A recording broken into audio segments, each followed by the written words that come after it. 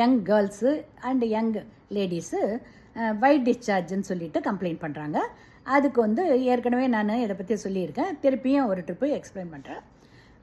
நார்மலாகவே பீரியட்ஸ்க்கு முன்னாலேயும் கொஞ்சம் 1 or 2 டேஸ்க்கு அப்புறமாவும் ஒயிட் டிஸ்சார்ஜ் இருக்கும். That's normal, especially in young adults, ரைட்டா? அதையும் மீறி அது இச்சிங்கோ இல்லைனாக்கா இரிட்டேஷன் ஆர் பெயின் எதான வந்தால் சம் இன்ஃபெக்ஷன் இருக்குதுன்னு அர்த்தம்.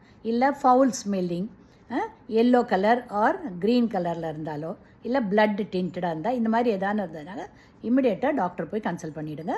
அது it may be because of infection or else வேறு ஏதானோ சம் 40 இயர்ஸ்க்கு மேலே ஆச்சுனாக்கா கேன்சர் வரதுடைய அறிகுறியாகவும் இருக்கலாம். அது என்ன டைப் ஆஃப் இதுன்னு பார்த்துட்டு இன்ஃபெக்ஷனாக இருந்தால் இன்ஃபெக்ஷன் ட்ரீட்மெண்ட் கொடுத்துருவாங்க. இல்லை வேறு எதானுன்னா அதுக்கு தகுந்த அப்ராப்ரியேட் ட்ரீட்மெண்ட் கொடுப்பாங்க. அதனால் எப்போவுமே நீங்கள் இம்மிடியேட்டாக நீங்கள் அதை கவனிச்சு